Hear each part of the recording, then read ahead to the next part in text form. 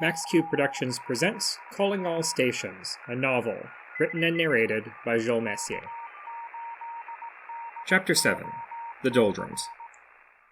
In the end, I cried myself to sleep. I don't know how long I lay there, but when I finally awoke, a faint hope stirred that it had all been a dream, that when I opened my eyes I would find myself back in the pantry of Bell Rock, safe and sound.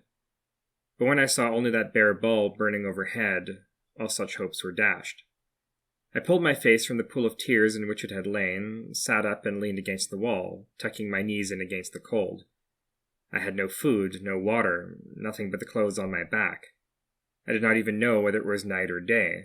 There was only the constant hum of the engine, the sloshing of waves on the hull. My eyes wandered about the room, searching for something, anything, to occupy my mind, but they fell only on that crumpled paper lying in the corner. Suddenly, the tears came flooding back. Lying on that cold metal floor, convulsed with heaving sobs, I had never felt more alone. For the first time in my life, I wished Father were here, if only to tell him how sorry I was. But 6 inches of steel and miles of ever-widening channel stood between us. At that very moment, he was probably holed up in some Dundee tavern, nursing a whiskey and loudly cursing to all who would listen the ungrateful son who'd betrayed him. "I'm sorry," I croaked, racked with unbearable guilt. I could feel it wrapping around my neck like a noose, closing tighter and tighter until I could hardly breathe. "I'm so sorry. Please forgive me." In the midst of my convulsions, my foot struck the iron bulkhead, unleashing a deep, throbbing tone. Suddenly, I was shaken from my fit. I lay still for a long moment as the sound slowly faded away, and somewhere in the recesses of my mind a memory flickered. I had read once that sound carried vast distances underwater, such that whales and other sea creatures could communicate across entire oceans. Could I not do the same, I wondered? I braced myself against the bulkhead, raised my feet, and kicked, the hull tolling like a cathedral bell as I banged out an SOS into the abyss. Dot, dot, dot, dash, dash, dash, dot, dot, dot. To whom I was signaling I neither knew nor cared. It was all I could do. Perhaps it would draw the crew's attention and force them to unbolt the door, allowing me a chance to escape. But though I kicked until my legs grew numb, no one came to investigate. Surely, I thought, they could hear me clear across the channel with all this racket I was making. Or had they just left me to starve here? And if so, why not just throw me overboard and be done with it? Did they have some more sinister fate in store for me? Was I to be ransomed back to Father, or sold into slavery to some Moor on the Barbary coast? I shuddered at the thought and resumed my kicking, carrying on until at last my poor legs could take it no more. I have heard it said that far from reforming men, the main function of prisons is to drive them mad, and to this I can personally attest. Before long, every sound, every groan, clang, and hum set my heart racing and my eyes flitting nervously about the room, and in the distant thrum of the engines I began to hear voices, faint whispers that vanished the moment I turned my head. In a vain attempt to drown them out, I belted out old sea shanties and half-remembered songs of empire. Pack up your troubles in an old kit bag and smile, smile, smile. If you've a lucifer to light your fag, smile, boys, that's the style. Farewell and adieu to you Spanish ladies, farewell and adieu to you ladies of Spain, for we're under orders for to sail to old England, but we hope in a short time to see you again. When these were exhausted, I listed the capitals and flags of the world, classes of ships, Q codes, the entirety of the knowledge rattling around in my head. But even these diversions soon ran dry, and like darkness on a guttering candle, the void began to close in on me once more. That bare bulb burning high above glared at me like the judging eye of God. Unable to take it any longer, I tore the pocket from my trousers and used it to unscrew the hot bulb, plunging the room into darkness. In that darkness I drifted in and out of sleep, my troubled dreams weaving in and out of each other in an endless parade of sights and sounds. I dreamed of that night in London, the last of a happy childhood. I was sitting on the floor by the fire, face screwed in concentration as I lined up Sergeant George and his tin battalion for the next volley. The hearty smell of a Christmas roast drifted into the parlor, carrying with it the soft murmur of Mother and Cecil playing cards in the kitchen. "Company, present arms! Ready for volley fire," I barked, eyeing the blue ranks of Frenchmen lined up at the end of the carpet. Old Boney had fought well, but he would not be the master of Europe. Not this time. I raised my toy sword high. "Fire!" I commanded, sweeping my sword in a downward arc. Cannon roared, muskets snapped. A cloud of white smoke rolled across the battlefield. When it finally cleared, scores of Frenchmen lay dead or wounded, their ranks shattered. "Company fits bayonets! Prepare to—" Suddenly the flames in the hearth guttered as a blast of frigid air swept through the room. I spun around to see Father standing in the open doorway, face wrapped in bandages, the dragon's eye boring straight into mine. I woke with a start. Yet strangely, the scene before me remained unchanged. The hulking form of a man still loomed in the doorway, framed by a halo of light streaming in from the corridor. "Father?" I exclaimed. How he had found me all the way out here I couldn't begin to imagine. All I knew is I had never been happier to see him. But the figure in the doorway did not reply. With fingers like sausages he reached up and screwed the bulb back in, and in its sudden glare my relief turned to horror, for this was not Father at all. The giant before me stood nearly 7 feet tall and 3 wide, with great jet-black beard spilling down his broad chest. In his other hand he brandished a pistol, leveled straight at my chest.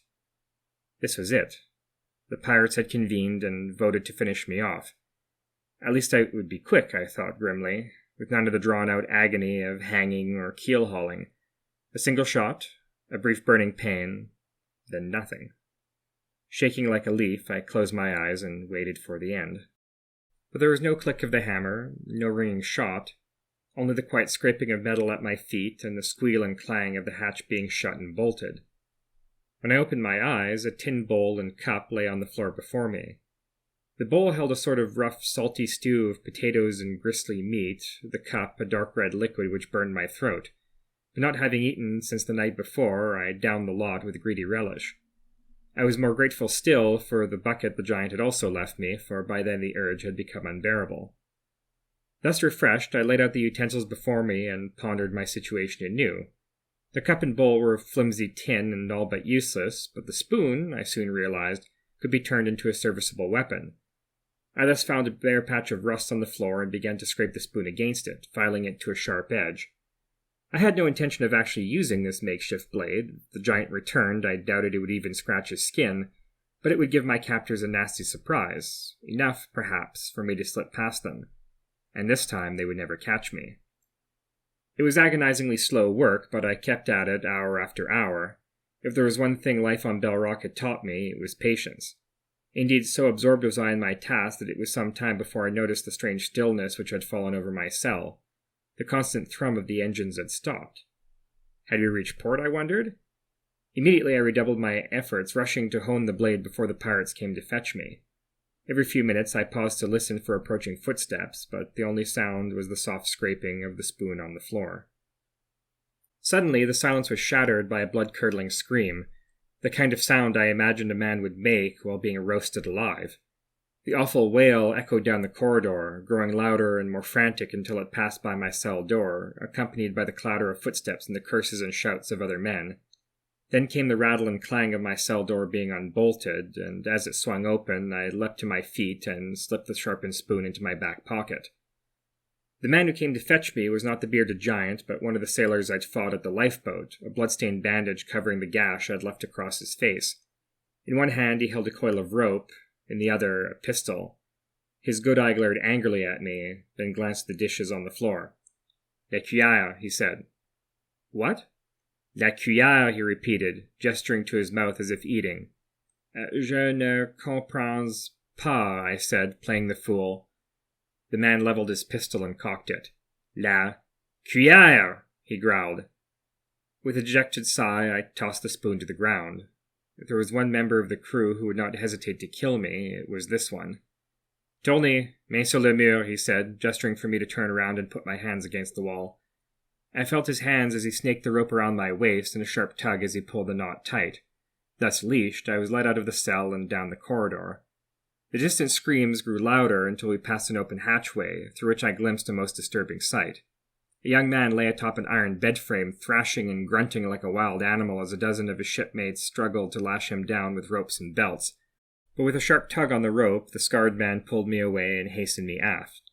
The lights grew dimmer, and the air hot and thick with grease and petrol fumes as we plunged deeper into the bowels of the ship, until at last we reached the engine room. Here the scarred man untied the rope, shoved me through the hatchway, and slammed the door shut, trapping me inside. I stood still for a long moment, warily eyeing my surroundings. Before me, amid a shadowy forest of rusty pipes and valves, the old diesel engine sat silent and lifeless like a dead heart draped in blackened veins. But otherwise the room appeared deserted. Cautiously I stepped forward, my feet clanging softly on the metal grate floor. "Hello?" I called out. "Is anyone—" I jumped in fright as a pair of eyes suddenly appeared in the gloom.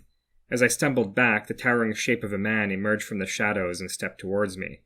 He was another giant, broad-chested with long, muscular arms. Bald and naked save for a pair of short, ragged trousers, he was so caked head to toe in black soot and grease that he looked like a statue carved from coal, his eyes like ivory globes floating in the darkness. "Montez," he said in a deep nasal rasp. As he gestured towards the engine, I saw that his left hand was missing, cut off just above the wrist. Je m'excuse, je ne comprends," I began before the man seized me by the collar and hoisted me atop the engine block.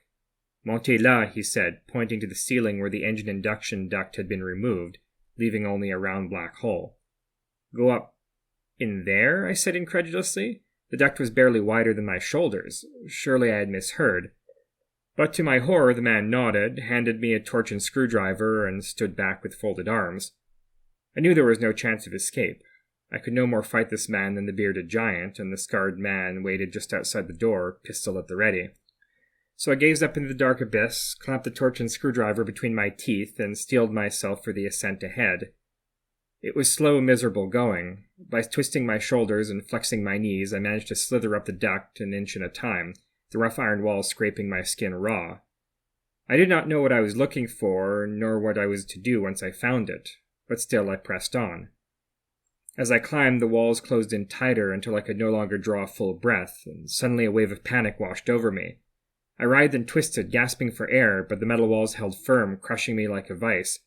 My vision dimmed. I saw stars. I had imagined 1,000 deaths for myself, drowning, hanging, keel-hauling, even gunshot, but nothing like this, swallowed up and smothered in the bowels of some decrepit hulk. Here my body would remain, until the ship met its end in the wrecker's yard or Davy Jones' locker. "No!" a voice screamed somewhere in my mind. With every ounce of my will, I forced myself to draw a breath, and another, until at last my vision cleared. If I backed out now, they would only send me back later. Better to get the business over and done with. My persistence was rewarded as I reached a metal grate at the top of the duct. Some white soft material like tufts of cotton protruded through the slats. Torch still between my teeth, I reached up with the screwdriver and began unfastening the screws which held the grate in place. Seized with rust, they took much straining to loosen, but one by one they came free until at last only one remained. Stubbornly it held fast, forcing me to strain ever harder until the screw head snapped and the grate fell free, dropping a great wet mass onto my head. I coughed and sputtered as a warm, salty liquid dripped into my mouth. No sooner had I managed to claw the object away from my face, I began to retch, for it was the remains of a large seabird which had flown down the ventilation duct and there perished. Unable to drop the gruesome thing, I held it above my head as I began my long descent. Back in the engine room, the machinist and the scarred man were waiting for me, and as I emerged from the duct, they burst into laughter. Glancing down, I saw I was covered head to toe in soot. "Voilà, t'es un aigle comme toi," the scarred man howled. "Était déjà quand tu l'as enfermé," the machinist shot back. "Eh, ferme-toi, je t'enlève ton autre main." The job done, the scarred man ordered me down from the engine and led me at gunpoint back to my cell. So it went, for weeks on end. Every dirtier and pleasant job to be done was dropped on my shoulders, from mucking out the bilges in the head to crawling into tight spaces to mend fuel lines and electrical cables. Sometimes it was midday when they came to fetch me, sometimes the dead of night. But the moment the job was done, I was taken straight to my cell, like a spanner thrown back in a toolbox until needed again. Many times I plotted my escape, but it was no use. I was always under armed guard, and whenever we put into port, the pirates were careful to lock me away below. With dry land just inches away, I pounded out a desperate SOS on the hull, but this was drowned out by the din of the dockyards, and no rescue came before we put to sea again. The days bled into a featureless blur, cold and empty as the fogs of Lunan Bay.